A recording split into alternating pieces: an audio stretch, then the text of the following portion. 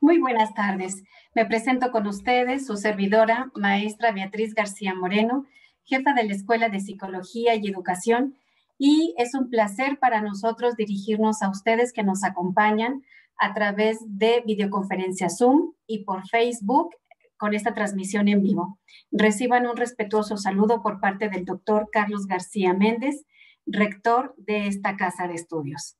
Es un placer para mí que podamos iniciar este ciclo de conferencias que así lo hemos denominado para madres y padres de familia. Agradezco mucho la presencia de las personas que nos acompañan en esta tarde y es un placer para mí presentar a las maestras Ariadna Andrade Aguilar y a la maestra Lilian Lombard Álvarez, catedráticas de esta casa de estudios.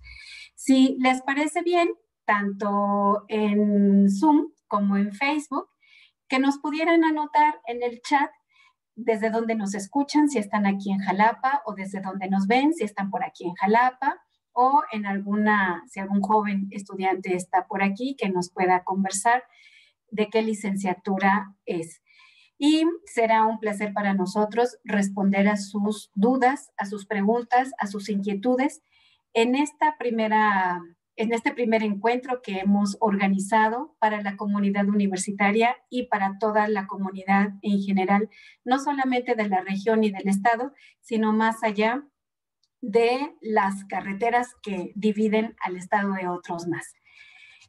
Presento a la maestra Ariadna Andrade Aguilar porque lo que nos interesa es escuchar lo que nos van a conversar acerca del miedo, del estrés, cómo se instaura, cómo afrontarlo, qué es lo que nos interesa en esta tarde para proporcionar apoyo y contención a nuestra comunidad estudiantil, a nuestra comunidad de madres y padres de familia y a toda aquella persona interesada en el tema.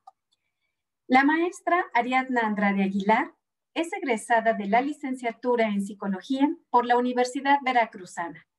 Cuenta por la misma institución con una maestría en Psicología aplicada a la educación y es doctorante en Psicología, ambos posgrados pertenecientes al programa de calidad PNPC CONACYT. De 2008 a la fecha, se desempeña en la práctica privada en psicoterapia de niños, adolescentes y adultos. Cuenta con más de 10 años de experiencia en la docencia, en licenciatura y posgrados, presencial y a distancia, así como diplomados en competencias docentes y en formación docente en entornos virtuales. Ha participado en congresos nacionales e internacionales. Realizó una estancia de investigación en la Universidad Autónoma de San Luis Potosí, participando en actividades sobre orientación y apoyo para la inclusión y la participación. Realizó una estancia de investigación en la Universidad Nacional de Colombia, sede Bogotá, desarrollando un proyecto sobre autorregulación del aprendizaje y el rendimiento escolar. De 2017 a la fecha, es profesora en la Universidad de Jalapa. Bienvenida, maestra Ari. Muchas gracias. Presento también a la maestra Lilian Lombard Álvarez. Es egresada de la licenciatura en Psicología por la Universidad Veracruzana. Cuenta con una maestría en Psicología Clínica y Psicoterapia por la Universidad Iberoamericana de Puebla. También cuenta con una certificación de competencia laboral en la impartición de cursos de formación de capital humano de manera presencial grupal. A partir del 2017 y en la actualidad, se desempeña en el ejercicio de la práctica privada en psicoterapia de adultos, evaluación y diagnóstico neuropsicológico y del desarrollo infantil. Ha colaborado en los servicios de salud de Veracruz, en el módulo especializado y facilitadora de grupos de reeducación en violencia familiar y de género, así como desempeñándose como psicóloga en evaluación del desarrollo infantil. De 2009 a 2011, fue titular de materia en la especialidad de psiquiatría del Hospital Psiquiátrico Dr. Rafael Serrano en Puebla. De 2009 a 2011, se desempeñó como coordinadora de la Comunidad Terapéutica Nazaret especializada en rehabilitación en adicciones, también en Puebla. En aquella misma ciudad, de 2004 al 2009, en la Escuela de Psicología Carl Rogers, fue profesor en la licenciatura en Criminalística y Criminología. De 2019 a la fecha, se desempeña como profesora en la Universidad de Jalapa en distintas licenciaturas. Bienvenidas, maestras, y nos interesa escucharlas. Le cedemos la palabra a la maestra Ariadna Andrade Aguilar. Muchas gracias, buenas tardes a todos. Estamos para servirles. Gracias por estar presentes. Adelante, maestra Ari, muchas gracias. Muchas gracias, maestra Betty. Es un placer estar aquí en esta tarde calurosa de martes. Muy calurosa, por cierto, ¿verdad? Y pues bueno, como bien platicaba la maestra Betty, para nosotros es un honor estar con ustedes, hablando de dos temas importantes y más, siempre es importante, pero más en estas épocas, ¿sí? Ahorita la primera parte de la plática nos enfocaremos a hablar sobre el estrés, sobre los ciclos vitales, ¿no? Y también sobre los estilos y las estrategias de afrontamiento. Posteriormente, la maestra Lilian les compartirá información acerca del miedo, cuáles son los mecanismos y algunas estrategias para afrontarlo. Entonces, empezaré yo a platicarles. Seré un poco breve, concisa en la información, sobre todo para dar espacio a sus preguntas y a sus interrogantes, ¿sí? Muy bien. Vamos a ver qué es el estrés. El estrés es pues una palabra, ¿no?, que estamos utilizando constantemente de manera coloquial. Por eso es que el objetivo de esta primera plática que tendremos con padres y con el público en general es la de identificar qué es el estrés y su manifestación en las etapas del ciclo vital.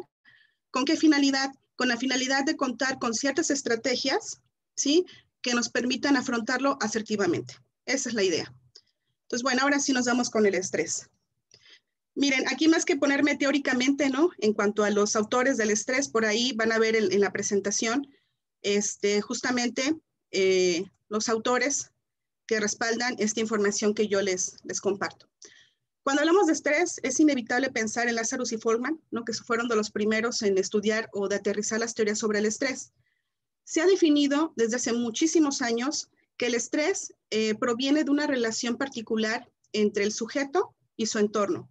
En este sentido, el estrés es una variable interaccionista, ¿sí?, que va a aparecer cuando el entorno puede percibirse como amenazante o bien que va a desbordar los recursos con los que cuenta el sujeto y va a poner en peligro su bienestar, ¿sí?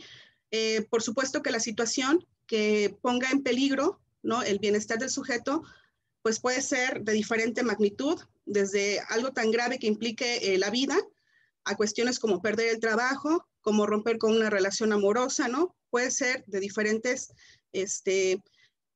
índole, ¿no?, de diferente índole. Y bueno, en este sentido, quisiera precisar que el estrés entonces es producto de la relación entre el individuo y el entorno. Generalmente, entre el individuo y el entorno habrá un estado de congruencia o de equilibrio. Y entonces hablamos que hay estrés cuando el equilibrio dinámico se rompe y por lo tanto hay una incongruencia, entre el individuo y el ambiente. Entonces de esto resulta el estrés.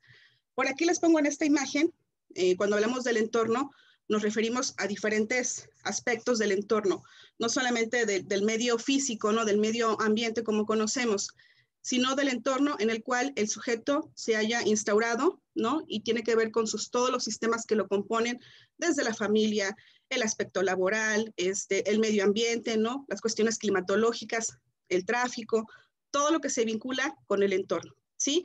Cuando algo del entorno, algún estímulo que proviene de él, el sujeto lo percibe como amenazante, es cuando se activa, ¿no?, el estrés, y entonces viene todo un proceso ahorita para identificarlo y afrontarlo. Entonces ya a manera de conclusión de esta primera parte del estrés, podemos identificar entonces que el estrés va a ser el resultado de una dinámica entre el individuo y las exigencias o demandas del entorno. Del individuo nos referimos específicamente a los recursos individuales con los que cuenta y también con los recursos sociales, porque hay que decirlo que es muy importante aquí el apoyo social o las acciones sociales para afrontar las situaciones que pudieran ser potencialmente amenazantes, ¿sí? Y el tercer componente sería el de la percepción. es decir, cómo percibe el individuo esa relación. ¿Cuál relación? Los recursos con los que cuenta el sujeto y las exigencias o demandas del entorno. Así es como surge el estrés. Podríamos identificar a veces que el estrés puede ser como un impedimento también para alcanzar ciertas metas, ¿sí? Y bueno, aquí Lazarus desde el 66 nos plantea, por ejemplo, unas fases, vamos a decirlo así, un proceso en el cual podemos identificar una situación que pudiera ser potencialmente estresante. ¿De qué va a depender de que sea o no lo sea? De algunas características del sujeto y por supuesto también del entorno. El primer proceso para poder identificar si esta situación va a ser estresante o no, consiste en la interpretación y la codificación del factor estresante. Aquí el sujeto va a evaluar la relación del sujeto con el daño, vamos a decirlo así, que pueda causar. Si es muy nocivo, si es una amenaza potencial, ¿sí?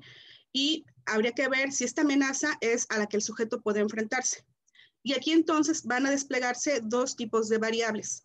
Las variables individuales por un lado y las variables situacionales. Las variables individuales tienen que ver con la capacidad del sujeto de sentir que puede controlar la situación. Cuando a veces pensamos o percibimos que lo que proviene del entorno no lo puedo controlar, entonces cuando se desborda, por decirlo así. Otra característica importante de las variables individuales tiene que ver con las creencias de autoeficacia. Cuando la persona sabe que, bueno, que cuenta con los recursos, que si se esfuerza un poco, por ejemplo, en entender la situación, entonces esta situación que pudiera ser potencialmente estresante se difumina, ¿sí? Y también aparecen otro tipo de variables que son las variables situacionales. En este caso tiene que ver justamente con el entorno, con la amenaza. Como les decía, puede ser de diferente índole, desde estar enfermos y que aquí la amenaza sea el perder la vida, ¿no? A cuestiones más sencillas, desde no entregar una tarea, por ejemplo, ¿no? Digo que relativamente sencillo comparado con perder la vida. Y bueno, aquí tiene que ver esta variable situacional con la nocividad, con la amplitud del factor estresante, con su ambigüedad, porque a veces el ser poco claro también pudiera ser un factor que al no comprender del todo la situación, la podamos percibir como muy estresante, ¿sí? También tiene que ver con la duración y su eventual controlabilidad, perdón. Ejemplos, podemos poner ahorita muchos, ¿no? En particular, más adelante hablaré lo del COVID, de cómo nos ha afectado y de que justamente esta duración, ¿no? Ya llevamos un año así y estamos viendo ya ahorita los efectos o los costos a nivel de salud emocional, ¿sí? Entonces, bueno, ya vimos ahorita el primer proceso para poder valorar una situación que pudiera ser estresante o no. La segunda tiene que ver con la respuesta a la percepción de esta demanda del entorno. Aquí el sujeto lo que hace es evaluar sus propios recursos, tanto individuales como sociales, porque como les decía en la diapositiva anterior, aquí es muy importante también contar con una red de apoyo, ¿sí? Entonces, en este sentido, evalúa los recursos con los que cuenta para poder hacer frente a esta situación, así como a las consecuencias de la aplicación de estos recursos. Los autores identifican aquí como dos enfoques particulares, ¿no? Que vamos a utilizar como estilo para afrontar la situación y que derivado de ese estilo se van a generar o se van a desplegar una serie de estrategias. La primera de ellas se llaman estrategias centradas en la solución del problema. Digamos que es una manera activa de enfrentar a la demanda que nos está aquí como mostrando el ambiente. ¿Sí? Este estímulo del ambiente que nos está demandando algo y entonces lo que yo hago es activar estrategias que de alguna manera se enfoquen a dar solución al problema. Y las otras son estrategias un poquito más emocionales y poco centradas en la acción. Ahorita les voy a explicar más adelantito de manera breve cómo es que sucede estos estilos de afrontamiento. Y bueno, el último proceso aquí que es importante y que se vincula con las reacciones del estrés, ya cuando la situación que yo evalúo digo, no, pues es estresante, entonces ya vamos a empezar a ver algunos de los síntomas que como que se enfocan a tres áreas como más generales. En este último proceso de la evaluación de las consecuencias de la respuesta del individuo, vamos a ver que el sujeto tiene una percepción, ¿sí?, de las exigencias del ambiente y de sus propios recursos para hacerle frente. Hay que identificar que las situaciones de estrés no son uniformemente nocivas o adversas, varían en grado, como ya lo mencionaba, y también los factores de estrés de estas situaciones del entorno van a tener un impacto mucho más diferenciado sobre los individuos, dependiendo de la etapa en la que nos encontremos, dependiendo de la variable situacional y dependiendo, por supuesto, de los recursos del sujeto. Ahora, justamente en este punto, quisiera mencionarles las reacciones del estrés, ¿sí? Creo que todos, si algo hemos sentido a lo largo de la vida y que cuando uno se hace más adulto más lo va viviendo, tiene que ver con las reacciones del estrés, ¿no? A veces lo hemos sufrido a nivel fisiológico, cuando, por ejemplo, cuando tenemos un aumento en la presión sanguínea, cuando derivado de mucho trabajo, de muchas situaciones estresantes, tenemos, por ejemplo, dolor de cabeza, sequedad de boca, en ocasiones hasta se complica algunas cuestiones ahí intestinales, ¿sí? Y esas serían como las reacciones del estrés a nivel fisiológico. En este sentido, pues lo que se involucra son respuestas neuroendocrinas y que están asociadas al funcionamiento del sistema nervioso. El otro tipo de reacción del estrés son las emocionales. En este caso vamos a ver que son sensaciones subjetivas de malestar emocional. ¿Como cuáles son esas sensaciones subjetivas? Hay personas que pueden sentir temor o miedo, hay personas que pueden experimentar ansiedad, excitación, enojo, ira, cólera, y en algunos de los casos, después de periodos muy prolongados de sentir estas reacciones emocionales, se puede desencadenar en una depresión, ¿sí? Y bueno, a nivel cognitivo también hay un tipo de reacción. ¿Cuál sería esta reacción del estrés? Cuando vemos que ahora sí la situación está muy amenazante, los recursos que vemos no son del todo o no los valoramos como eficaces, ¿no? Para atender la situación. Y entonces a nivel cognitivo, a nivel de pensamiento, digamos que se desencadenan pensamientos que aluden a preocupación. A veces negamos como si el negarlo no existiera, ¿no? Negamos, no quiero pensar, lo quiero alejar de la mente, no quiero pensar en eso, ya veré más adelante, ahorita no quiero pensar. Entonces, ese tipo de reacción es de tipo cognitivo y en ocasiones también se suele perder el control. Y esta pérdida de control la podemos observar, por ejemplo, cuando tenemos bloqueos mentales. Vamos a suponer que vamos a dar una conferencia, una plática, vamos a presentar un examen, ¿no? Estamos en la defensa del examen profesional y derivado de la situación tan estresante, ¿no? Que nos pueda provocar el hecho de estar hablando en público, de defender un proyecto, de lo que sea, a lo mejor tengo un bloqueo mental de tal grado o tal magnitud que ni siquiera recuerdo, ¿no? ¿Qué es la información que iba yo a proporcionar? En ocasiones, no sé si les suceda, pero es muy frecuente que a veces tenemos pérdidas de memoria, como por ejemplo, ahorita voy a entrar a mi cuenta de Zoom y de pronto decir, híjole, ¿cuál es mi contraseña? ¿Cuál es el password? ¿No? O cuando entramos a las aplicaciones de los bancos, en nuestros teléfonos, que habitualmente lo hacemos con mucha frecuencia, ¿no? Lo hacemos con mucha frecuencia y sucede que por alguna situación a lo mejor de demasiado estrés por trabajo, por cuestiones familiares, por lo del COVID, por lo que sea, o por pérdidas que en este momento estamos teniendo muchas, puede haber estas pérdidas de memoria, ¿no? Estos olvidos. Y en ocasiones ya cuando sobrepasa, podemos tener la sensación de irrealidad, como que esto que estamos viviendo no es real, ¿no? Como si estuviéramos en una ensoñación continua. Estas serían como algunas reacciones del estrés cuando se rompe el equilibrio. Justamente cuando los recursos del sujeto, esa valoración que hace, esa percepción de lo que tiene y de la demanda, digamos que genera una incongruencia o un desequilibrio y se presenta el estrés. Es como, por así decirlo, cuando se instaura.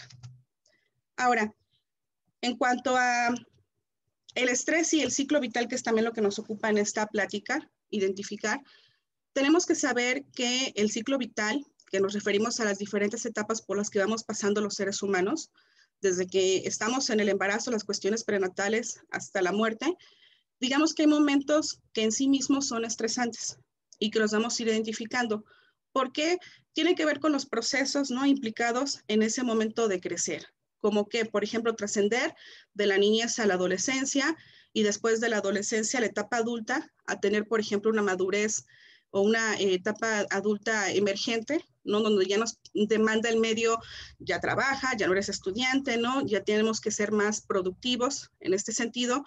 Entonces, a veces el ciclo vital en sí mismo puede ser un factor de estrés. Y yo aquí preguntaría, que creo que la respuesta es un tanto obvia. ¿El estrés será exclusivo de los adultos?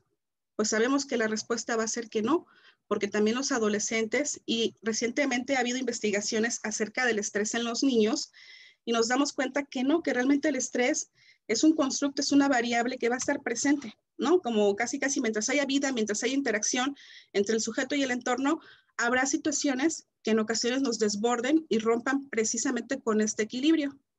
¿De qué va a depender entonces? pues realmente va a depender mucho la situación que estamos viviendo según el grupo de edad al que pertenezcamos.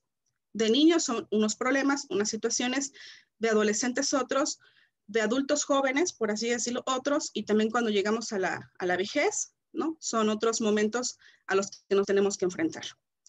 En particular ahorita, bueno, voy a hablar de adolescentes y también de adultos, pero quisiera ahorita centrarme en los adolescentes. En cuanto a lo que se ha encontrado en varias investigaciones acerca de qué es lo que le puede generar estrés o desequilibrio a los adolescentes y a los niños, según las investigaciones refieren que todo se vincula, o la mayoría se vincula con eventos escolares, ¿no? Con las tareas, con pasar un examen, con aprobar varias materias. Ahorita yo agregaría el factor del aprende en casa, ¿no? De tomar las clases de manera virtual, todo esto que se vincula con aspectos escolares. Otro momento importante u otro aspecto importante o una situación que puede desencadenar estrés es aquellas que se vinculan con el establecimiento de relaciones sociales.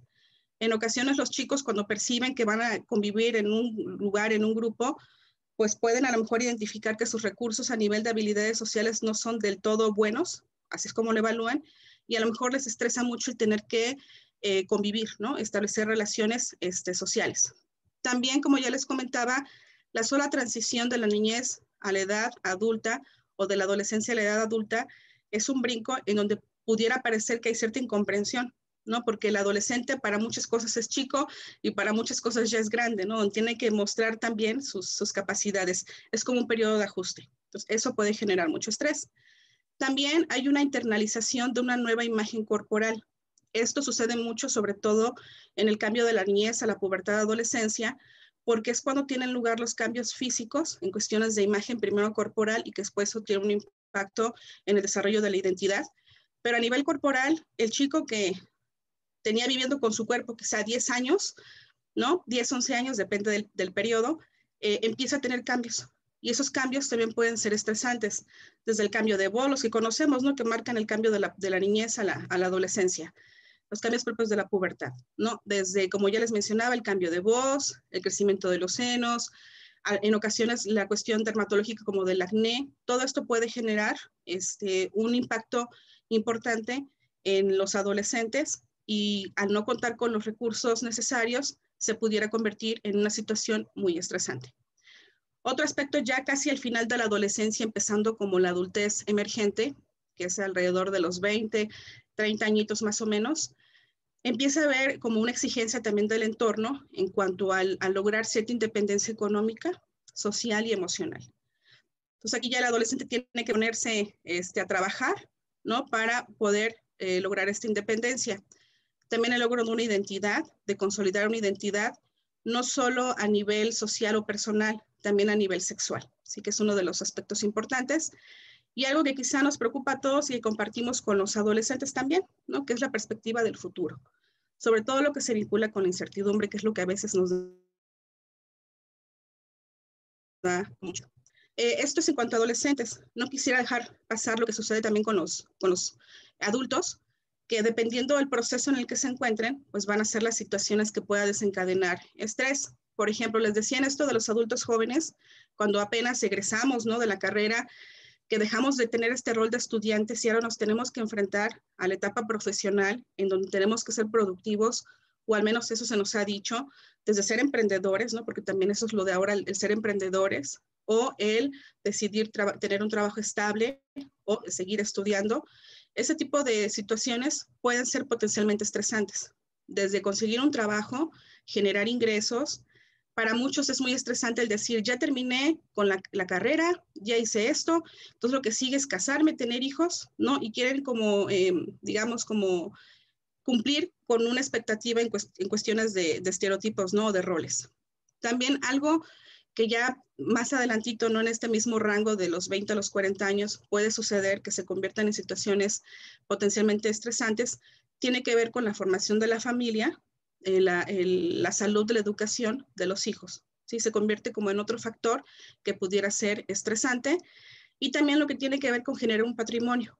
Para muchos es una preocupación el contar con una propiedad, con una casa, con un hogar, ¿no? Donde habitar y que eso por lo menos garantice las necesidades básicas, ¿no? En este caso, pues de seguridad. Y transporte, ¿no? El tener un vehículo, saber cómo poderse transportar con toda la familia, también pudieran ser situaciones estresantes.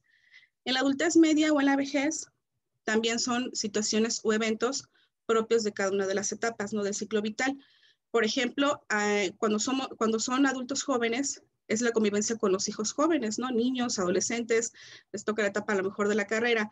Ya en la adultez media y en la vejez es convivir con los hijos adultos. Y a veces es muy complicado, ¿no? Convivir con hijos adultos, sobre todo cuando cohabitan, ¿no? También.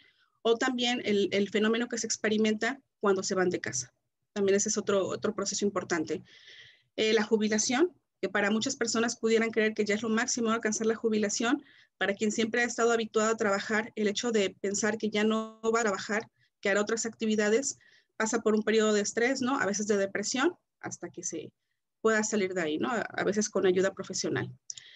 Las enfermedades, ¿no? Las enfermedades más las crónico-degenerativas, que son propias también de la edad, y factores, por supuesto, de estilos poco saludables, como la diabetes, hipertensión, cáncer, digamos que la cuestión de las enfermedades puede estar en todas las etapas, pero por desarrollo, por evolución, pues son algunas enfermedades que se presentan más después de los 40, ¿no? Que tienen mayor incidencia después de los 40 años.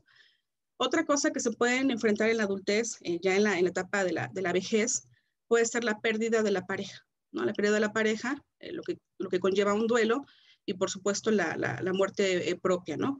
El asumir este ciclo vital, ¿no? Como de, pues ahora sí que para morir solamente basta con haber nacido y tener vida, ¿no? Y darse cuenta que ahí empieza y acá termina, que somos finitos, ¿no? Finalmente.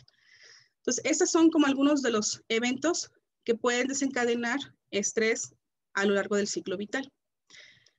Lo compartimos la mayoría, ¿no? La mayoría ya pasamos por la adolescencia, algunos nos encontramos a lo mejor en la adultez media, ¿no? Algunos están en la etapa de adultez de la tercera edad, ¿no? Entonces todos ya de alguna manera, esto que les menciono seguramente ya lo han experimentado. Ahora quisiera tocar una variable, nada más por mencionarla, porque no quisiera dejarla pasar, que se vincula con lo del COVID, ¿no? Ahorita que realmente ha estado tan complicada la situación desde hace un año, que no esperamos que se alargara tanto. Esta situación, si nos damos cuenta, está muy al margen del grupo de edad al que pertenezcamos. Realmente es una situación, es algo del ambiente que nos está demandando muchas cosas. ¿Qué nos está demandando? Nos demanda medidas de higiene, por ejemplo. Nos demanda también distanciamiento social. Por ahí les colocaba yo las imágenes, ¿no? Del uso de lavarse las manos, de usar tantas veces gel, alcohol en gel, ¿no? El uso del cubrebocas, y que en estas épocas tan calurosas, ¿no? Puede resultar bastante complicado. El distanciamiento, el no poder saludar. Aquí, al menos en América Latina, somos muy más cálidos, ¿no? Y somos más del apapacho, del abrazo, del beso. No poder hacer todo eso es una restricción que de alguna manera la podemos percibir como una situación amenazante. También el hecho que ha sido muy nombrado ya y que se ha generado mucha investigación en los últimos meses, incluso ya hay libros publicados en 2020, ¿no? Que hablan de los efectos del confinamiento, ¿sí? Esto cuando nos dijeron vamos a trabajar en casa, la escuela, ¿no? Sigue estando desde casa, y que pueda generar a lo mejor mucho estrés en las personas. Sobre todo para las personas que trabajan desde casa, el tener que atender su trabajo, más aparte de los trabajos de casa, ¿no? Los hijos que están ahí tomando clases, hasta cuestiones como el internet, ¿no? Que ahorita a veces le sufrimos un poco, o que nos van a quitar la luz por arreglos. Son situaciones que quizá en el pasado, en otra modalidad, no nos preocuparían tanto, ¿no? Pero como estamos trabajando, utilizando los medios virtuales, pues se convierte en una situación estresante. Y bueno, esto del COVID nos trae como consecuencias y muchas implicaciones a nivel emocional, ¿sí? Principalmente hay un miedo, ¿no? Constante a enfermar, a que alguno de nuestros seres queridos también suceda, ¿no? Al final que se pierda la vida.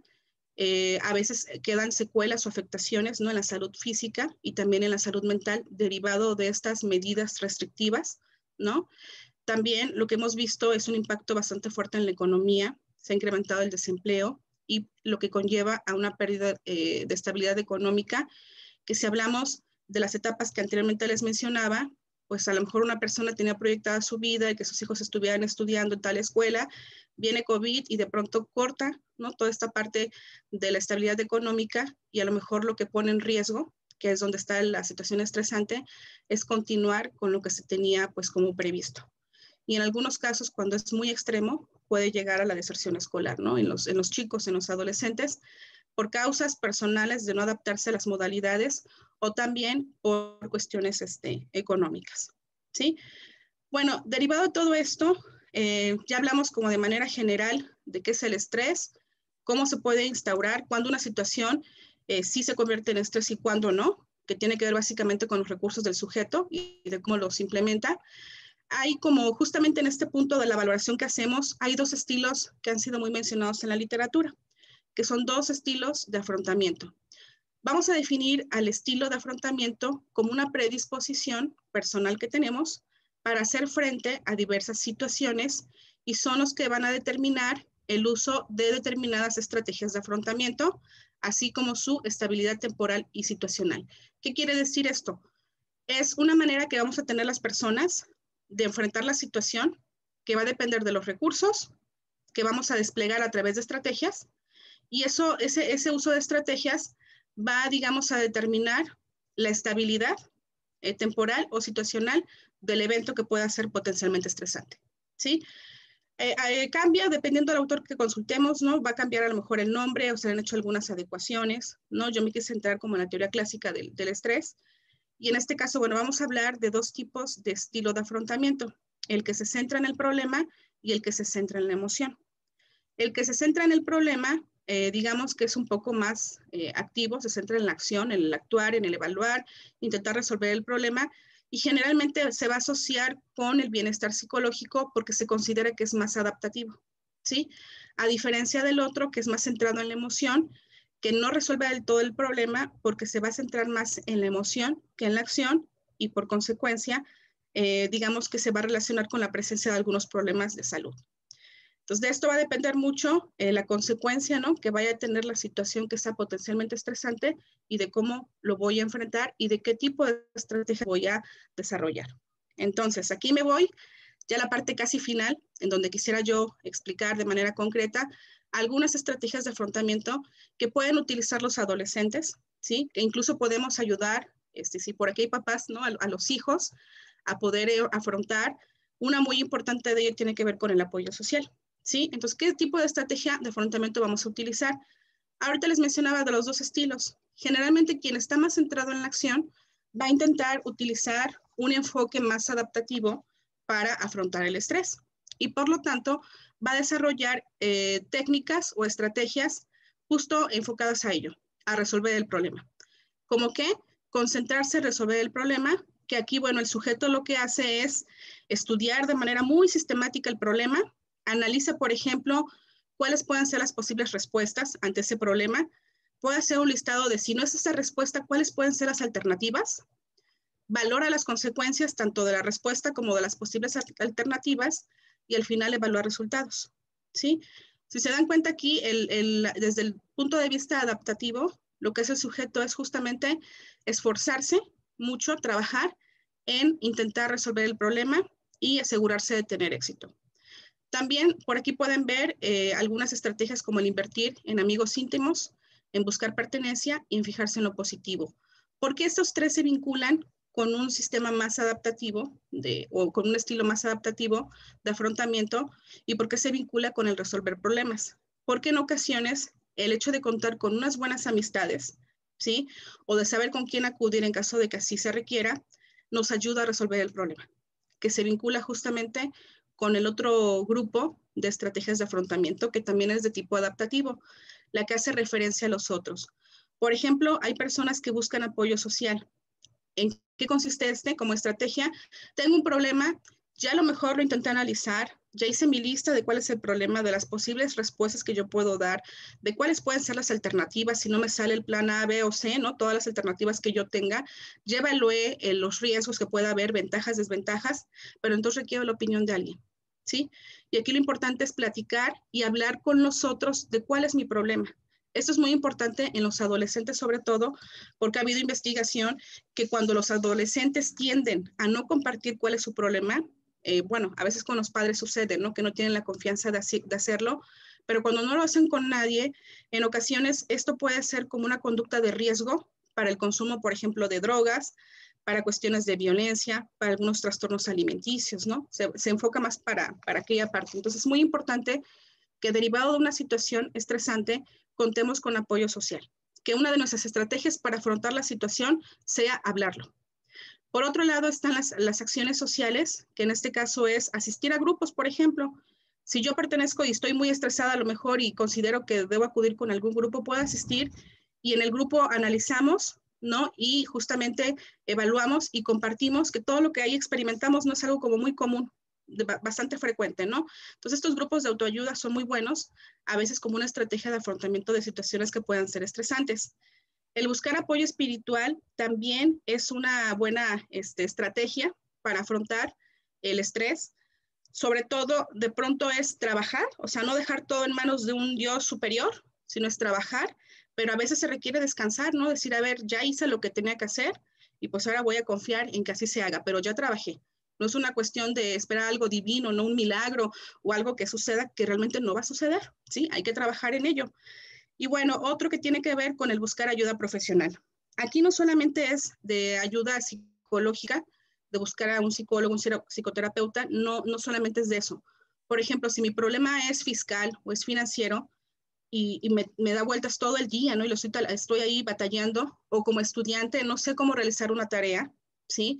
Y me enfrento ante esa situación estresante, el buscar ayuda profesional significaría en el aspecto de, por ejemplo, la situación que tenga yo algún problema financiero, buscar algún contador que me pueda asesorar, alguien que tenga el conocimiento sobre lo que me está preocupando, ¿sí? Y si se dan cuenta, todo esto de referencia a otros, el buscar apoyo, de alguna manera va a reforzar el intentar resolver el problema y ponerme activo para intentar afrontar esta situación que pudiera ser muy estresante, ¿sí?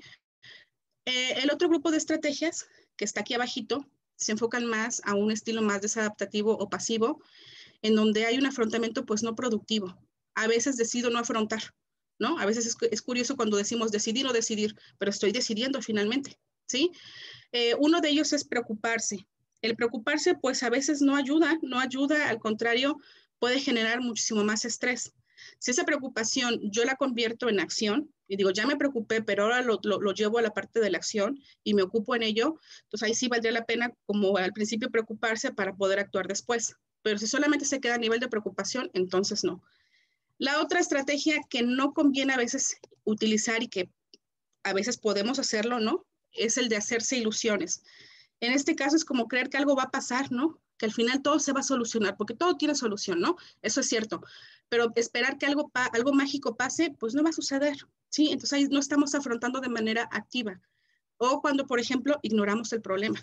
Ya les decía yo por ahí que a veces cuando lo ignoramos creemos que si no lo nombro, entonces no existe. Y si no existe, entonces no tengo por qué estar estresado. Pero el problema iba a estar, ¿sí? Entonces, el desatenderse de él no es una manera de afrontar el problema, es más darle vueltas y esto a largo plazo puede incrementar más la sensación de estrés y más los costos a nivel fisiológico, emocional y cognitivo, ¿no? De la situación estresante. A veces intentamos reducir la tensión como una estrategia de afrontamiento de situación estresante. Y entonces el estudiante puede decir, estoy muy estresado, ¿no? ¿Qué voy a hacer? Pues me voy a poner a ver series. No, voy a ver series, ya no me importa nada y entonces voy a ver series o me voy con mis cuates o como uno como adulto a veces es fugarse por las conductas, ¿no? Como por ejemplo tomar, fumar, ¿no? Ese tipo de cosas que realmente lo que estamos haciendo solamente es reducir la tensión con actividades gratificantes, pero realmente no estamos afrontando como tal la situación. En ocasiones, otro estilo de afrontamiento que no conviene utilizar es cuando lo reservamos para nosotros mismos. Esto es cuando no compartimos con nadie lo que está pasando, como si esta fuera una manera que si yo no lo digo, entonces nadie va a poder opinar y por lo tanto entonces voy a poder ocultarlo y por lo tanto a lo mejor cabe la posibilidad de que lo pueda yo controlar. Pero en este caso, pues generalmente no sucede así. Una persona que no comparte lo que le está sucediendo y que evidentemente hay que saber a quién compartírselo, ¿no? A lo mejor cree que si se guarda sus sentimientos para sí mismo es la mejor opción. Pero ya vimos que desde el estrés, desde las estrategias de afrontamiento del estrés, no es lo ideal, ¿sí? Y otra que por supuesto tampoco es ideal, que es la de autoinculparse, que es cuando yo creo que me merezco esto y entonces qué bien que me vaya mal, no, qué bien que me lo merecía, ¿sí? Como si yo fuera causante de todos los malestares del entorno, ¿no? Que me está demandando y por lo tanto, pues qué bueno que me vaya así, ¿no? Yo tenía la culpa y por lo tanto a lo mejor puedo tomar una postura de víctima o en la situación de más me debería de pasar, ¿no? Para que aprenda yo. Entonces realmente esas no son maneras de afrontar las situaciones del estrés, porque a largo plazo nos pueden generar, sobre todo, muchísimo más malestar físico, emocional y, como ya les decía, cognitivo, al grado de pronto tener pérdidas de memoria importante, ¿no? Un desgaste emocional, pues tremendo.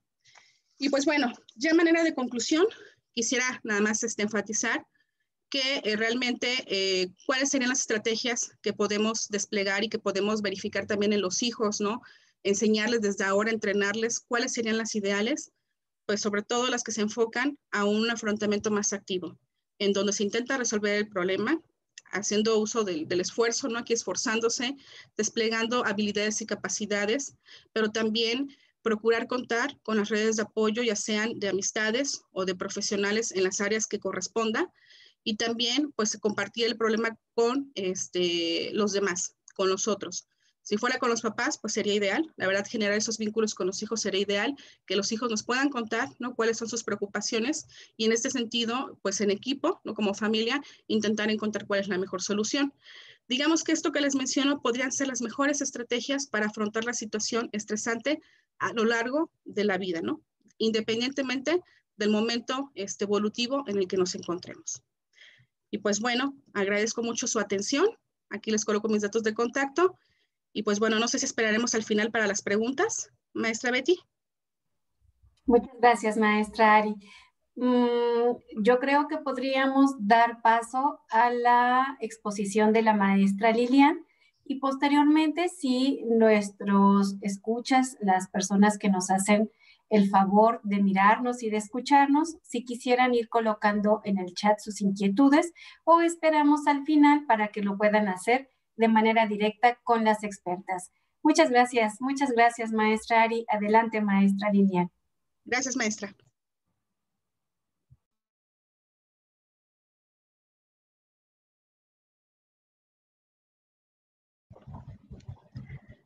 Bien, muchísimas gracias. Buenas tardes a todos y a todas. Me da mucho gusto que me hayan hecho la invitación y poder estar aquí con todos y todas ustedes. En este caso, bueno, pues yo voy a compartir con ustedes qué hacemos con el miedo o cómo interviene el miedo también en nuestro desarrollo como personas, en nuestros ambientes familiares y también en otros, ¿por qué no? Y es que el problema no es que si existe el miedo o no, el problema es lo que nosotros hacemos con el miedo. Si bien el miedo es una de las emociones básicas que existen en todo ser humano, así como existe la tristeza, la felicidad, la sorpresa, bueno, pues también existe el miedo como una emoción básica. En palabras de Lauro Estrada, bueno, pues él menciona que existen 6 etapas en las crisis de las familias que encierran estas dificultades que nos vamos presentando a lo largo de todo nuestro desarrollo, como en el desprendimiento, cuando los adolescentes, estos adolescentes que inician su camino autónomo, inician en una etapa adulta joven, bueno, pues entonces ahí hay un movimiento en la familia que podría haber también el sufrimiento, miedo del qué es lo que va a ocurrir con mi hijo, con mi hija, si no está cerca de mí, si no está en mi casa, si ya no lo tengo, la tengo aquí para mirarlo, para vigilar, para compartir, para escuchar, para ver. Bueno, pues ahí es donde podemos encontrar el miedo. En una etapa de encuentro, la llegada también de los hijos, la adolescencia de nuestros hijos, el reencuentro con nuestra pareja y bueno, pues también la etapa de la vejez. Todas estas dificultades de la familia pues también encierran interacciones que pueden ser de manera saludable o que también puede haberlas de manera neurótica, desadaptada, como escuchábamos hace un rato. Y es que cada una de estas etapas, de acuerdo al desarrollo de la familia, al desarrollo de las personas, cómo va creciendo cada una de ellas, tiene que reestructurarse en varias de las áreas. Por ejemplo, la identidad, estarnos cuestionando si esto que estoy haciendo el día de hoy, si esto que estoy haciendo, los recursos que tengo el día de hoy, me están funcionando para esta nueva crisis. Por lo tanto, las personas se mantienen dinámicas. Lo único constante que tenemos en nuestro entorno, en nuestra vida, en nuestro desarrollo, pues es el cambio. Porque las personas constantemente estamos sumándonos sumando a nuestra vida elementos, personas, acciones, actitudes, trabajos, todo el tiempo estamos sumando sexualidad, economía, nuestra propia expresión de la libertad y el fortalecimiento del yo. Entonces, todos nosotros tendríamos que estar haciendo ajustes y también adaptándonos a cada una de estas etapas, lo que nos convierte en personas flexibles para contemplar nuevas maneras de transformarnos, de ser distintos y librar o restablecernos o cruzar de una etapa vital a la otra. ¿Qué ocurre cuando no logramos hacer esto? ¿Qué ocurre cuando al miedo lo transformamos en nuestro enemigo en lugar de verlo como una parte de nosotros mismos, puesto que el miedo cumple una función adaptativa que es la de la supervivencia? Sin el miedo, pues nosotros viviríamos temerarios y pues a lo mejor ya habríamos muerto, ¿no? Este miedo es lo que a nosotros nos provee de esta prudencia para medir cada uno de nuestros pasos, para poder manejarnos y mantenernos de acuerdo a los estándares de ciertos comportamientos que también nos exige el medio ambiente. ¿Qué es el miedo? Bien, pues es una sensación desagradable, por supuesto. Sensación que casi nadie o que casi todos huimos de ella, provocada por la percepción de un peligro que puede ser real o también puede ser imaginario. Pero ¿para qué nos sirve el miedo? Bien, ayuda a regular cómo de grandes tienen que ser los pasos al momento en el que vamos a tomar decisiones. Está presente también en la toma de decisiones. Estas etapas de crisis de las que yo les comentaba hace un rato pueden verse detenidas por el miedo, ¿sale? Y entonces generar distorsiones y problemas con la adaptación, con la conciliación, con la interacción con nuestra familia, con nuestra pareja y con nuestros hijos. Lo que tenemos que hacer al momento en el que buscamos ayuda, pues es ayudar a llevar de una etapa a otra, a pesar de que puede ser doloroso, por supuesto, pero es como una manera de madurar a cada una de las personas, a la persona que está teniendo el conflicto, lo está viviendo, acompañamos en este trance de una etapa a la siguiente. Bueno, nos permite medir riesgos, también nos da información sobre nuestra capacidad para reaccionar rápidamente a situaciones peligrosas, conocer también nuestras amenazas hacia nuestra vida, nuestra autoestima, seguridad y también, ¿por qué no?, hacia nuestro autoconcepto. Nos permite toda esta información cuando nosotros gestionamos de manera saludable, de manera funcional nuestras emociones, porque entonces nos permitimos podernos echar, como digo yo, un clavado hacia adentro y empezar a buscar qué es lo que ocurre con el miedo. No a cuestionarme porque esto me está pasando a mí una vez más, es que apenas salgo de una e inicio otra. No, para nada, porque esto lo único que hace es reforzar e incrementar la sensación de angustia y de preocupación ante lo que yo estoy viviendo. Pero cuando yo voy de una manera mucho más saludable, mucho más sana, gestionando, tratando de conocer qué es lo que ocurre en este estilo de afrontamiento del que nos platicaba la maestra Ari, en ese estilo de afrontamiento que nos permite estar centrados en las soluciones, pues entonces vamos a obtener toda esta información y poder confrontar, resolver y extender todas mis líneas de apoyo para solucionar lo que está ocurriendo conmigo. En sí, el miedo es una emoción positiva. No hay emociones ni positivas ni negativas. Las emociones son y nos acompañan. Nos ayuda a alejarnos de los sucesos para el que aún no estamos preparados. Una de las características del miedo es que es una emoción pasiva. Nos puede detener. Recuerden que uno de los conflictos es cuando en una de nuestras etapas vitales nos detenemos, no queremos enfrentar, pero no es para quedarnos ahí, sino que ya con la ayuda de los profesionales de de tener esta iniciativa, de apoyarse, de ser valientes, no dejarnos consumir por el miedo, nosotros entonces podemos gestionar de manera adecuada, informarnos, establecer líneas de acción, acciones dirigidas a la solución, no a lo que no quiero que me pase, porque también en nuestra educación nos han dicho que hay que estudiar para que no repruebes, por ejemplo. Y entonces el chico, la chica, nosotros, si yo no hago lo que mi jefe dice, entonces me van a correr, ¿sale? Entonces constantemente estamos alimentando los miedos. Pero ¿qué pasa si yo establezco mi otra línea? Una mucho más asertiva, una más enfocada. Y digo, ok, yo voy a estudiar para mi crecimiento como estudiante, para mi fortalecimiento de habilidades, de conocimiento. Si yo me dirijo realmente a las acciones, a lo que yo quiero, a lo que yo sí quiero vivir, pues entonces yo tendré otro tipo de enfoque en donde el miedo no esté acaparando un lugar y me esté restando la energía, la concentración, la atención y todas mis habilidades cognitivas que necesito para estar presente y funcionar adecuadamente. ¿Cómo aparece el miedo?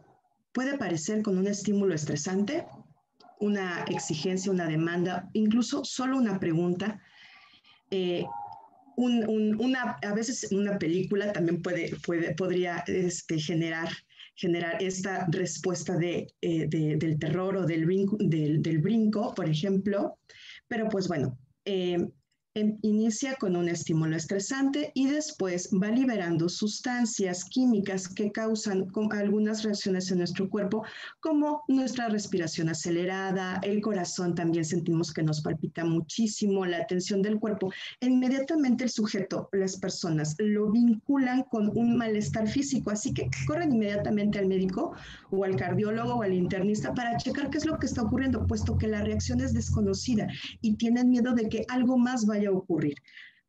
Poco a poco las personas se van sintiendo inseguras y entonces empiezan a desarrollar estos miedos del qué tal si me vuelve a pasar y que mejor no voy a hacer esto porque qué tal si me da de nuevo. Poco a poco las personas se van deteriorando, van viéndose afectadas en su interacción, en su función de sus actividades cotidianas porque están cuidándose de no volver a padecer este evento de miedo que hubo. Y cuando pierden funcionalidad en estas actividades diarias es entonces cuando hay que recurrir al profesional. Una vez que se ha descartado toda la parte médica, que en verdad la persona no padezca alguna cardiopatía o algún tipo de efecto, pues entonces ya lo derivan con los psicólogos, con las psicólogas, para tener el estudio adecuado y nuevamente nos tendremos que echar este clavado a conocer, a platicar, a que las personas conozcan su miedo y entonces puedan valorar qué tan real es el peligro que están viviendo.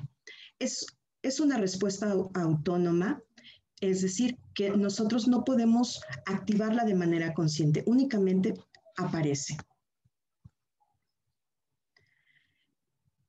Y este comportamiento, y estas reacciones pueden provocar comportamientos propios del estrés, como ya se mencionaba anteriormente, y también aparece como parte de signos o de síntomas de otro tipo de malestares que también es importante que los especialistas los estudien, los evalúen para dar el tratamiento adecuado. A veces estas personas pues también necesitan de algún tipo de medicamento en el que se puedan apoyar en lo que aprenden las estrategias de afrontamiento para la solución de esto. Aunque no siempre los estímulos son los mismos, pueden tener inicios frente a muchos tipos de temas o de causas. Algunos de ellos podríamos clasificar de acuerdo a factores biológicos, ambientales y de aprendizaje, aunque son estos últimos los que encontramos en su mayoría. La forma en la que expresamos nuestro miedo también nos puede dar información acerca de cómo está nuestro estado psicológico. Yo creo que es muy importante en estos momentos también de pandemias, de cambios, de nuevas adaptaciones, poder hacer esta introspección, este chequeo a sí mismos, a sí mismas, para poder reconocer el contexto de dónde ocurren, dónde surgen estas señales. Nos da muchísima información que las personas estén en esta autoobservación. Y bueno, por su estímulo, podemos encontrar que pueden ser miedos reales o miedos no reales. Estos miedos reales, bueno, pues puede ser un miedo a las alturas y entonces las personas que caminan a lo mejor por estos paisajes maravillosos, pero de mucha altura, puedan sentir cierto nerviosismo. Y bueno, pues es natural, esto puede ser real, pero una vez saliendo de estos lugares, el miedo desaparece. El estímulo empieza y también al terminar la exposición termina. Eso es lo que podríamos encontrar como en una normalidad, lo que podríamos esperar del miedo. Pero también existen otro tipo de miedos que son irreales, algo que lo que también le llamamos fobias, como el miedo a los espacios abiertos, el miedo a las palabras largas, y otros que seguramente ustedes han estado escuchando. En donde podemos encontrar pensamientos mágicos, por ejemplo, en los niños es muy natural que le tengan miedo a los armarios abiertos o que les cuenten un cuento de terror y crean que abajo de su cama hay algún monstruo. Eso todavía es lo que podemos percibir como algo que nos podemos esperar en una etapa del desarrollo de los pequeñitos. Pero cuando estos miedos se mantienen, pues entonces también son objetos de atención. Por lo regular, estos miedos irracionales también se vinculan con experiencias irracionales, con experiencias de aprendizaje. Cuando platico con algunos padres de familia, me gusta hacer algunas aclaraciones, y es que los miedos son como estas herencias malditas, ¿no? Como estas historias de las películas de terror, y que nosotros vamos relegando, vamos heredando miedos a las generaciones futuras, ¿sale? Porque en una idea de una forma de amar, queremos proteger, aunque en realidad estamos heredando miedos. Entonces son pensamientos distorsionados y también de contenido catastrofista. O sea, algo terriblemente malo va a ocurrir conmigo o va a ocurrir con mi hijo, con mi hija, no sé, cuando se vaya a la universidad, ¿sale? Que son de los acontecimientos que muchos padres de familia están expuestos y otros estaremos expuestos. El miedo según su normalidad. Bien, pues entonces podemos encontrar a un miedo normal que tiene un carácter adaptativo. No sé, el inicio de un nuevo trabajo o el primer día de escuela. Es natural que los chicos y chicas, que nosotros los adultos nos encontremos en una situación del desconocimiento del qué es lo que va a ocurrir, con qué nos vamos a encontrar. Y es que tampoco sabemos vivir con incertidumbre. Entonces, este miedo nos ayuda a estar alertas de lo que nos solicitan, de lo que nos preguntan, y poder emitir respuestas. Se presentan ante un estímulo que puede ser dañino para la persona. Cuando la persona se siente expuesta, va de daños a daños, ¿no? Un daño podría ser verme expuesta ante una pregunta que puedo hacer en un auditorio, a lo mejor en esta conferencia, ¿sale? Pero es parte de la experiencia, que se queda únicamente en la experiencia, pero hay miedos que salen de la experiencia y se generalizan a otras más, a otras que ni siquiera han pasado. Y estos ya podemos hablar que son los miedos patológicos, en donde se activan aunque no haya peligro. Todavía no me está pasando, pero yo ya tengo miedo. Yo ya estoy pensando, ¿qué ocurrirá? ¿Qué pasará? Y con eso pues aparecen también la sudoración, esta taquicardia, la sensación de no querer estar ahí y salirme del lugar a donde tengo que llegar. Y se puede prolongar, puede tener una duración indefinida. interfiere este tipo de miedos en el funcionamiento cotidiano y es ahí donde ya tenemos que echar mano de otros especialistas.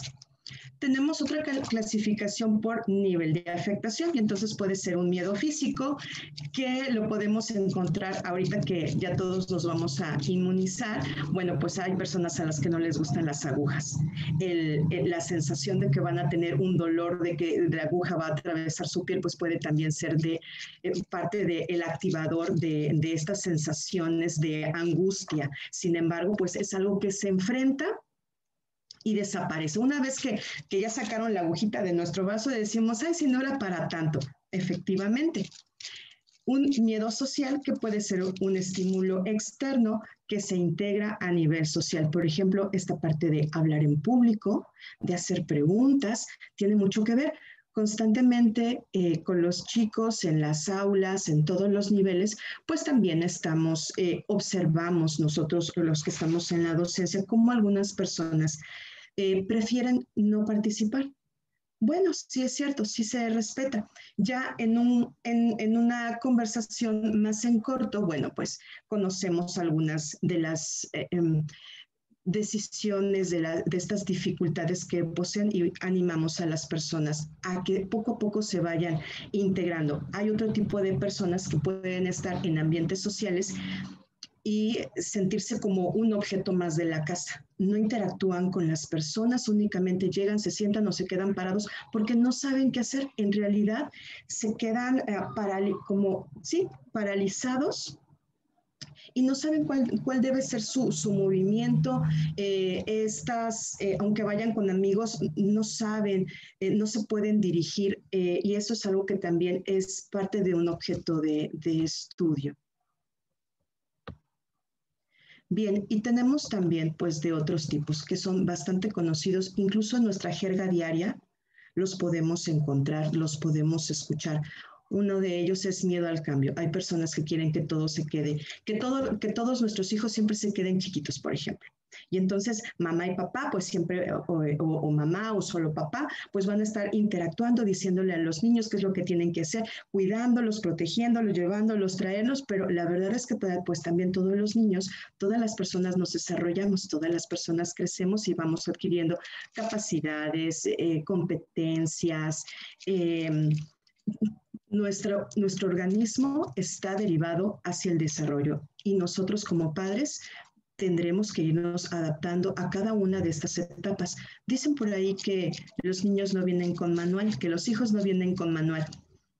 A lo mejor no escrito, pero cada uno de estos cambios que van teniendo las personas que conviven con nosotros es exactamente eso, un manual.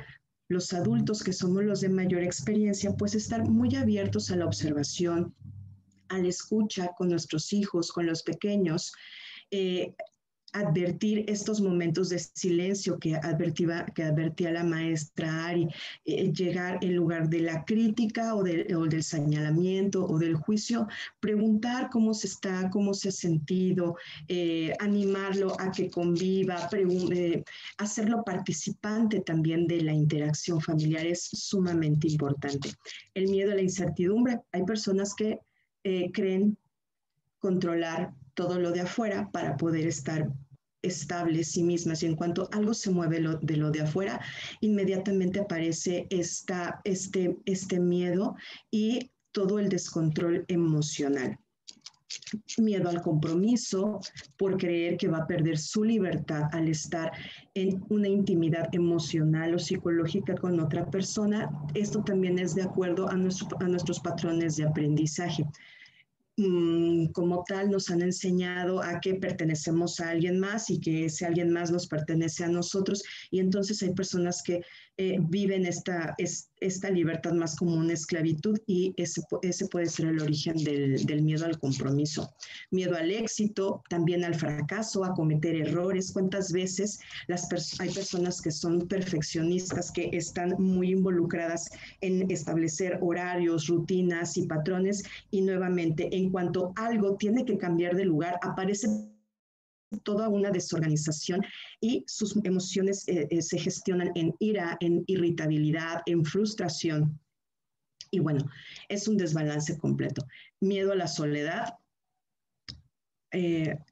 personas que no quieren estar acompañadas todo el tiempo y buscan constantemente las interacciones con las personas para no convivir consigo mismas, cuando es algo sumamente importante poder acompañarnos entre nosotros. Y por último, miedo a la muerte. En sí, estos son solo algunos y podríamos sumar a la lista varios más. Pero, ¿qué es lo que podemos hacer en situaciones de miedo? Efectivamente, ¿podemos acudir con el profesional? Sí, porque nosotros podríamos ayudar en la evaluación y en este conocimiento de lo que provoca el miedo. Pero mientras que acudimos y no sabemos qué hacer en un momento de crisis, de angustia, pues entonces podríamos elegir algunas formas, por ejemplo, una no cognitiva, que tiene que ver con la respiración. Para nosotros es muy importante que la persona aprenda a concentrarse para poder después hacerlo más complejo con el pensamiento y con el cambio del comportamiento. Entonces, la primera de ellas es respirar profundamente. Entonces, puede ser respira, mantén tu respiración y suelta lentamente por la nariz. Repite así varias veces hasta que te sientas relajado.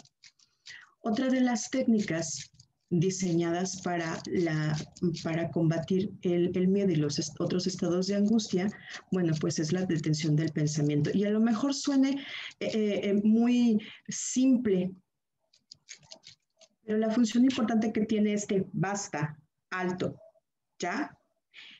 Es que la persona no se va a continuar involucrando en la queja. ¿Por qué me pasa esto a mí una vez más? ¿Y qué tal si me vuelve a pasar? ¿Y qué tal si no hay nadie que esté alrededor para que me ayude, para que me auxilie? ¿Sale? Lo que necesitamos hacer es parar con esto. Parar con estos pensamientos que lo único que hacen es estar reforzando una y otra vez el patrón del miedo. Y tener oraciones autoafirmativas, como por ejemplo las personas que gustan del perfeccionismo, que están envueltas en un sistema muy rígido, en patrones rígidos, pues bueno, el error es parte del aprendizaje. Esto no quiere decir que yo jamás nunca vaya a hacer algo bien, parte del pensamiento distorsionado, ¿sale? No, pero sí nos da un punto medio en donde podemos convivir con mi idea de hacer las cosas bien, pero que parte de hacerlo bien, parte de hacerlo perfecto, pues también está en el error. El error es una parte importantísima para el aprendizaje. Estas afirmaciones o esas frases autoafirmativas también se hacen en compañía de un profesional que nos va a ir orientando para poder crear frases lo más real que se pueda, tanto que a la persona le facilite lograrlo y tener éxito y se continúe motivando.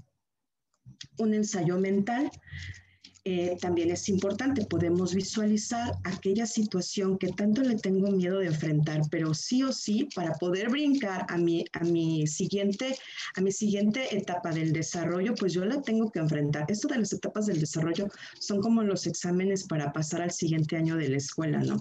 Te presentan el examen, lo tienes que pasar y entonces continúas. Si tú no pasas el examen, ¿qué crees? Pues que vas a tener que repetir el año.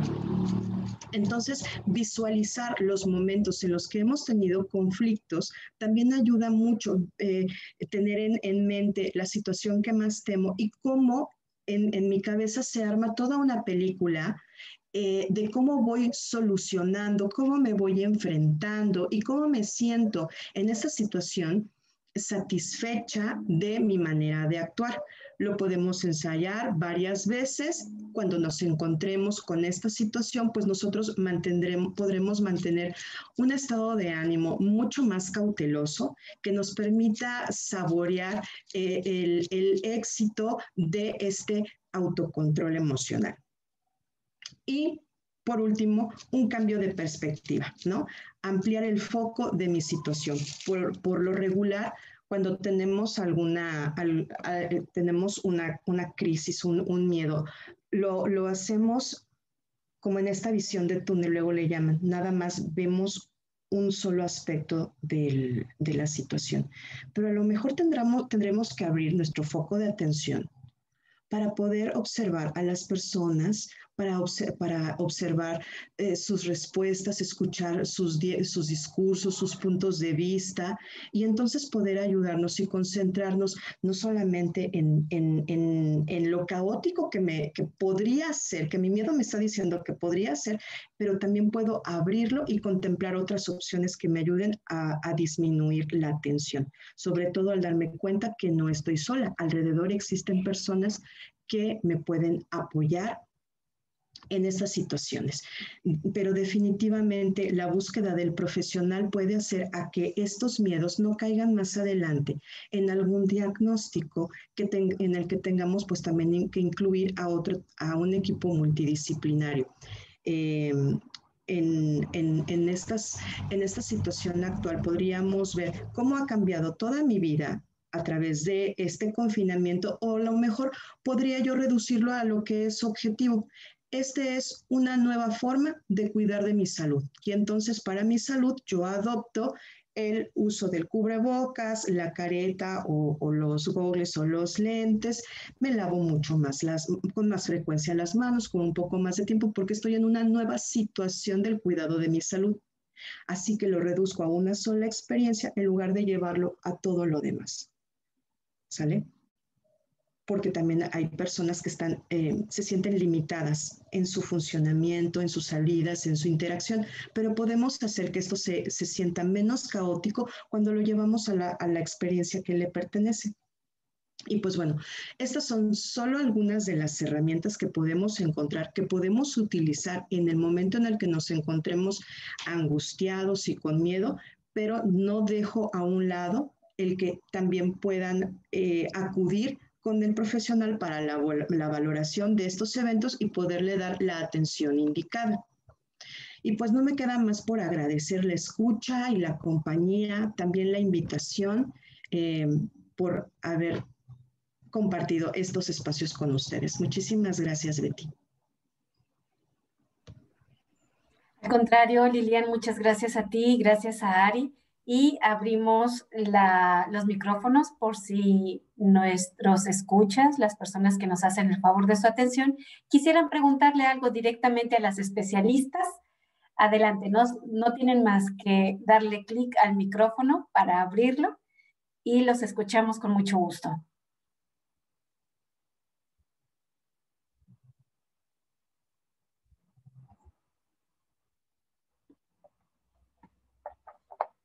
En este ejemplo que mencionabas, Lilian, de echarnos un clavado al interior sin juzgarnos, pensaba yo echarnos un clavado con salvavidas, ¿no?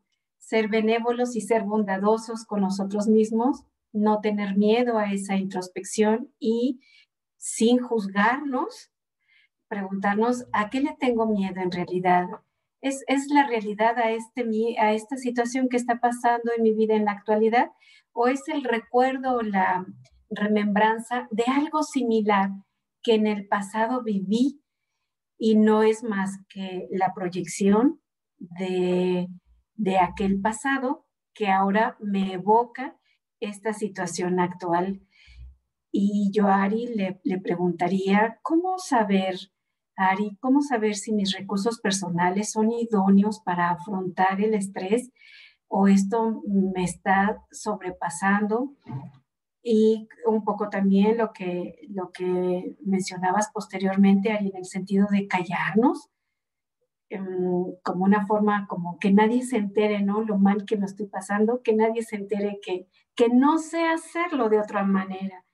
Y culparme sin decirlo abiertamente y culparme porque no lo sé hacer de otra manera, porque no lo sé hacer mejor. Y entonces mejor me callo, ¿no? Para que nadie me juzgue, porque la primera que se está juzgando terriblemente es la persona que lo está viviendo. ¿Qué nos podrías decir al respecto, Ari o Lilian? Sí, maestra, coincido, por ejemplo, en esto de que nos han enseñado culturalmente, ¿no? A callarnos los problemas, a no socializarlos, porque a veces pudiera ser que es una cuestión de poner en evidencia, o como dice el dicho, ¿no? Que uno es esclavo de lo que calla, No, más bien al revés, ¿no? Es híjole, me olvidó el dicho tan famoso, ¿no?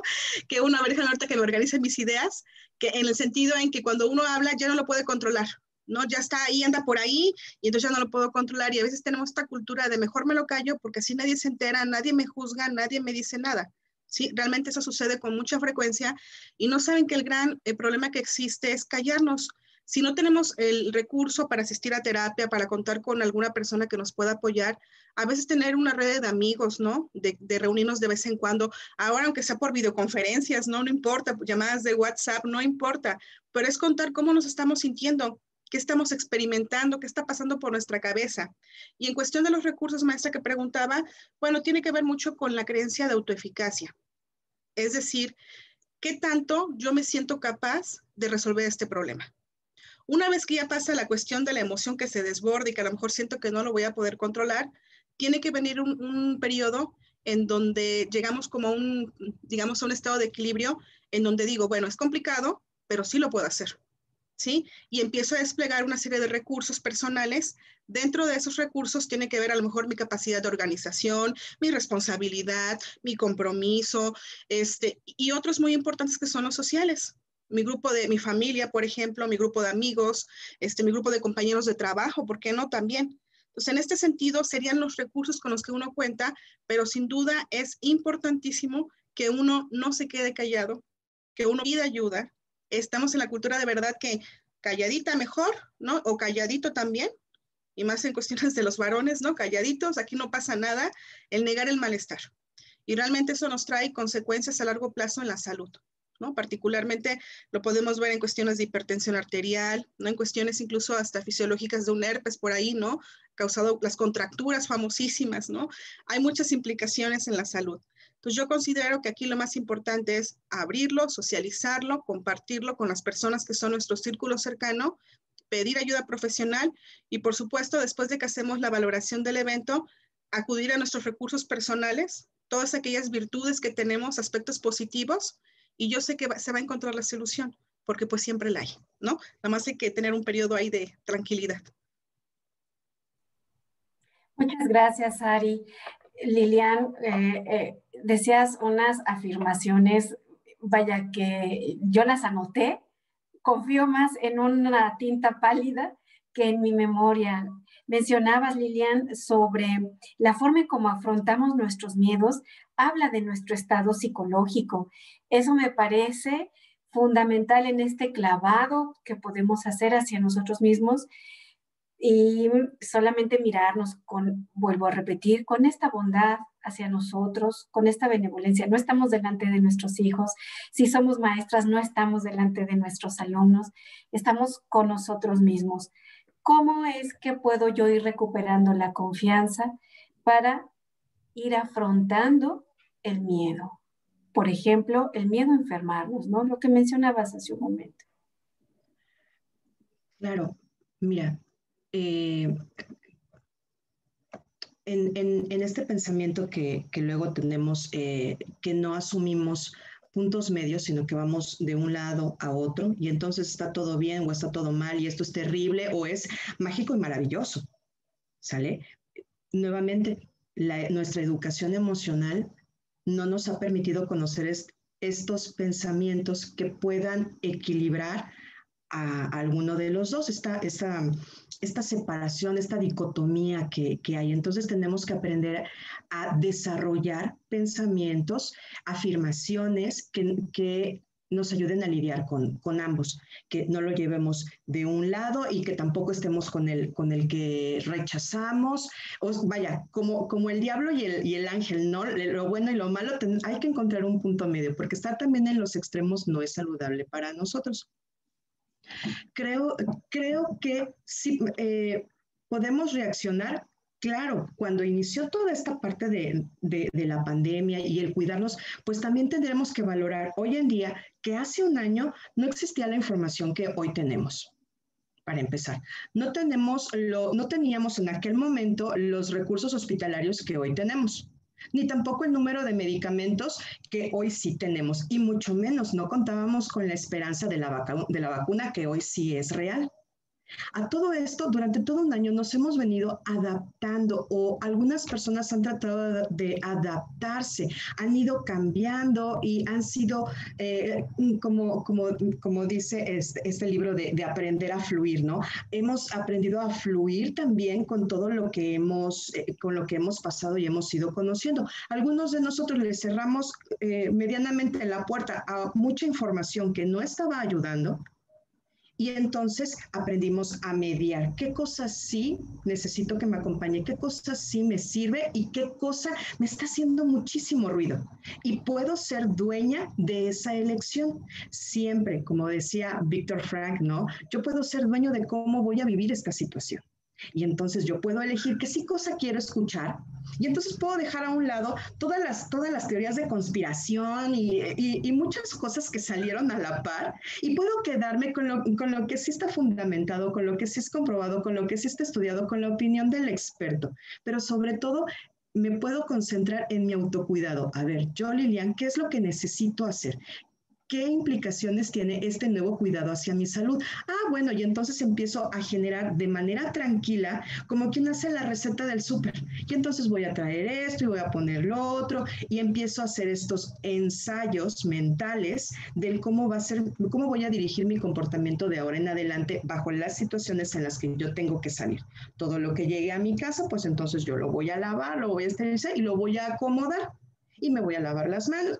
Y empezamos a crear rutinas adaptativas, teniendo ya nuestros recursos, porque por supuesto que todos tenemos la capacidad de parar y entonces poder concentrarnos.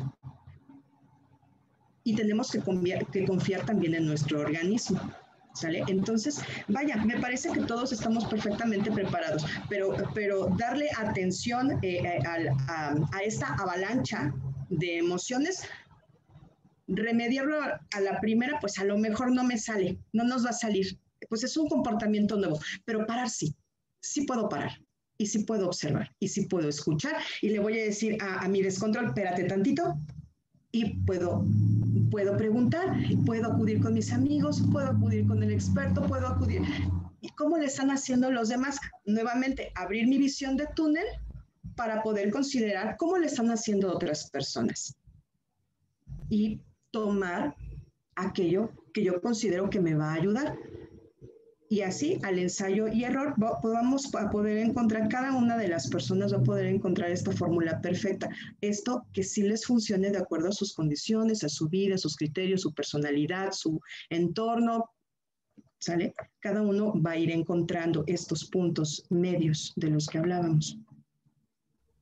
Muchas gracias, Lilian. Es como nos mencionabas, de tener el pensamiento, ¿no? Tener uno el control de sus pensamientos y no el pensamiento tenga el control de nuestra vida. Y esto hay que empezarlo a ejercitar, hay que empezarlo a hacer y decirnos a nosotros mismos, basta, ya. Como la imagen que colocabas ahí, Lilian. Podríamos hacer un resumen de esto, sin embargo, nos han informado que se publicará esta presentación de las maestras Ari y Lilian, se publicará en el Face, de tal manera que no me resta sino agradecer a quienes están por aquí con nosotros, Marlene, Héctor, Sandy, Remedios, Saúl, si hay alguna otra persona que se me esté escapando, le ruego me diga yo falto por aquí, ¿no? Y la posibilidad que nos ofrece la Universidad de Jalapa de seguir ofreciendo apoyo no solamente a nuestros jóvenes estudiantes, a la comunidad universitaria, sino también a la comunidad, porque todos formamos parte de una sociedad. Les agradezco profundamente a la maestra Ari, a la maestra Lilian, si desean realizar alguna última aportación, adelante, para dar cierre a este primer encuentro de lo que hemos llamado ciclo de conferencias para mamás y para papás. Si alguien quiere mencionar algo, adelante.